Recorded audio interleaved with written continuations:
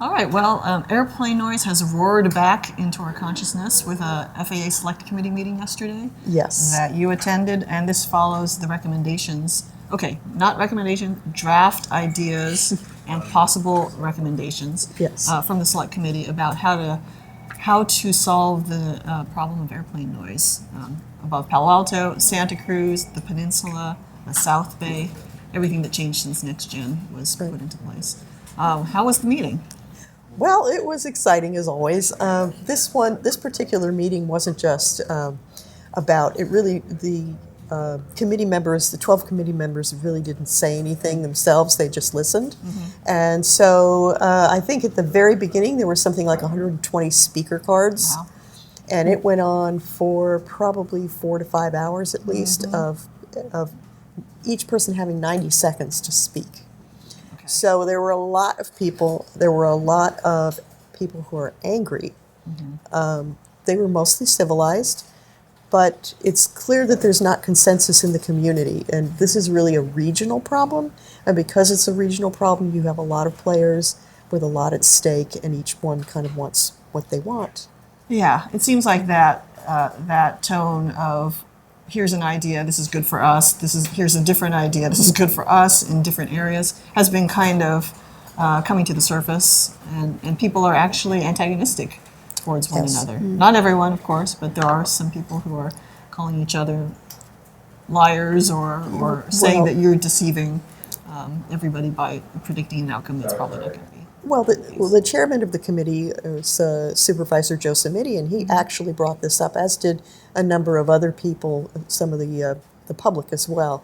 And that's the tenor as we come to a close, and I believe by November 17th they will either have their last meeting or come out with their recommendations.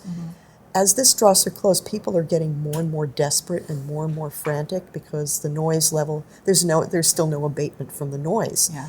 And so in the last couple of weeks, he said that he's gotten so many letters from people that really, the tone is just so nasty. And he said specifically people calling each other liars, people saying, that people are despicable people, that type of thing.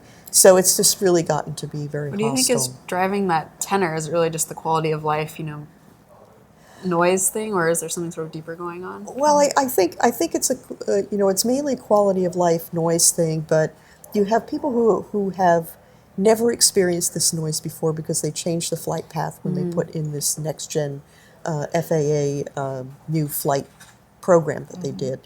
And so you've got people, it's sort of like people on the coast versus the people in the valley. You've got the Midpeninsula people, you've got Palo Alto, you have Mountain View, you have Los Altos, you have Menlo Park, Woodside, and then you have people on the coast who really enjoyed a much higher elevation of these planes coming in.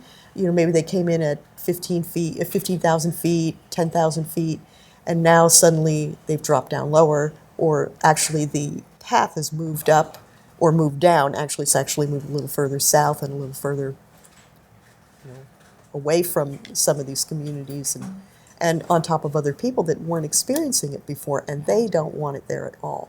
So they want it to go back to the way it used to be. And they came up with kind of a compromise that would be a little bit in between what was and what is currently. This is over at the coast. Yeah, this is on the coast. And so it kind of changes the trajectory a little bit, but it also, what they're proposing would bring the planes in at a different angle and over places like Palo Alto, at least Palo Alto contingent says, they'll come in lower and there'll be more noise. And the noise projection, the number of decibels will be higher over more people. It's coming in over very populated areas. So this is a lot of, some people don't want to share the noise. And the people who are experiencing a great deal of noise said, no, it's time. We all benefit from airplanes. We need to share the noise, but let's get it a little bit higher up and use different procedures that won't create so much loudness. Yeah, unfortunately, it seems like the ideal situation is having planes come in as high as possible and then taking a dive over the bay, for example, or over the less populated areas. Is But there that's a reason not they really. can't or don't do that? Well, I think FAA says they have certain criteria for safety. So when they moved one of these particular flight paths that basically brings planes up from the south, they moved it in such a way so that when it comes over the mountains, it has to come through in a different way, in a different angle, and that causes the planes to have to, let's say, use more braking. They also do more of what's called vectoring. So that's when you need to have planes be sequenced to come into the airport, certain spacing, certain timing. So they take them off the usual flight path, so they're just kind of in a holding pattern. And that has made, I think something like 50% of the flights that are vectored are flying over us from this south connection, essentially. And braking is loud, right? I mean, they're Yeah. basically Yeah, it's like forcing the plane to slow down. Yeah, it's and like, that and causes that will noise. cause additional noise. It's sort of like, that kind of noise that you might I hear. remember that from being inside the plane. Right. Yeah. So, it's just also just increases the volume. So Palo Alto came up with, I think the other issue is that people feel that there's only been one recommendation put before the South Bay Committee, the Select Committee on South Bay Arrivals, and that is one that the FAA looked at, but it only really deals with, it was proposed by the people on the coast, essentially. Okay. And so Palo Alto came up with, they actually have their own consultant, aviation consultant, who came up with different scenarios, and those would push the flights further to the east. And so that the planes would basically have to come, like, let's say, for example, somebody's coming in from Phoenix. The planes would come in much more, let's say, east of San Jose or over East San Jose, and then come down over the bay. Okay, so those are the eastern planes, though. It Right. seems like the disputed planes are the ones from the south, which are coming from the coast Right. on the west, and then Right. cutting over. Well, this would also take up some of those as well. So they basically would, let's say, maybe go over less populated areas in the Central Valley, and then in the foothills, and then come in either in a more of a curving motion, or come in just directly more from the east. And in doing so, they would have more of a direct flight going up straight up the bay. Same thing. Also, there are flights that. The problem with Palo Alto is they come in not only from the south, but they come in and loop in from the north as well. So you're getting planes that come in and then they kind of do a curve around. And when they do that, they come over what's called the Menlo Waypoint, which is over basically near Willow Road. And everything kind of comes in through there. So Palo Alto has also proposed that perhaps they would have different waypoints as well. So there's a number, so you kind of bring them in at targeted we say elevations or altitudes, and over certain areas that would be much less populated. Yeah, one thing that you mentioned prior to this webcast was just that it seems like there's growing mutual support for the idea of sharing the load, that people are essentially realizing, some people are realizing, Yeah. I wanted the noise to be gone or lessened, but instead I think that spreading it out over multiple cities works, and there's a couple different groups. I mean, there's so many citizens groups now. Right. Well, I think that was one of the things that was surprising at yesterday's meeting, is that you used to just hear sort of from the coastal people that were in support of the so-called Davy J route that would The new proposed route, and then sort of the Midpeninsula, Palo Alto / Menlo Park / Woodside people. And now you are starting to hear inklings from, it actually was a much louder voice, of people from the San Lorenzo Valley, that's out near Felton. Those people said, hey, we were never even considered as part of this.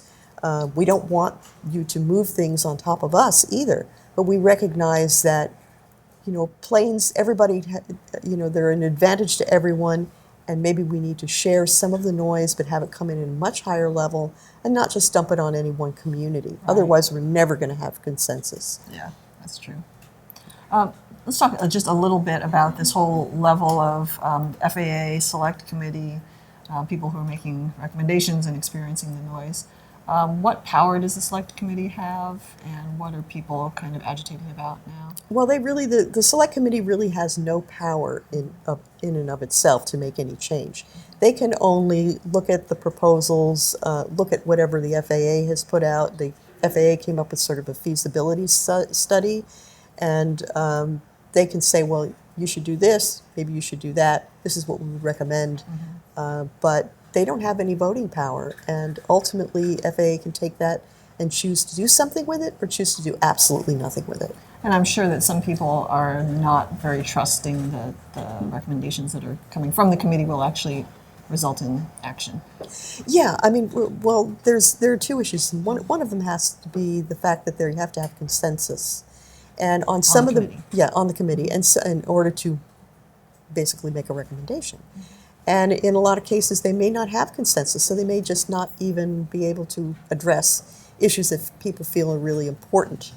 They're looking at, they are having consensus on broader issues, such as, yes, planes have to come in come in at a higher altitude, maybe at a little bit steeper trajectory. We should move as many planes as possible through, up the bay or over the Pacific. And how do we achieve these different goals?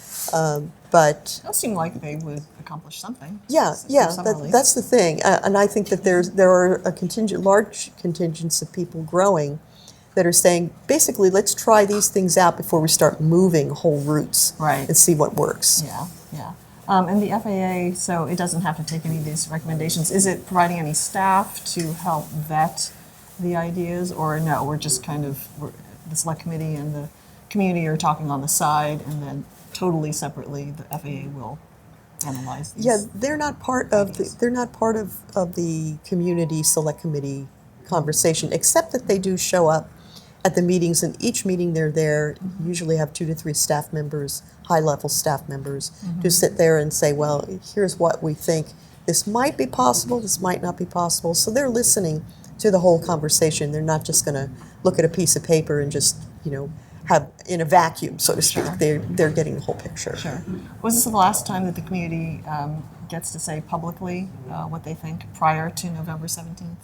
I believe they'll probably be able to still have some input, but in terms of an enormous output where everybody was just there and able to speak, they won't have that again. Anything else from the meeting yesterday that kind of stood out to you? Well, I just think that there is a growing concern about the divisions in the communities, all of the different communities, and that's something that they really want. The committee really wants the FAA to take this seriously, and if there's a lot of infighting, they may not do that. The other thing that they're really concerned about is what happens after they dissolve.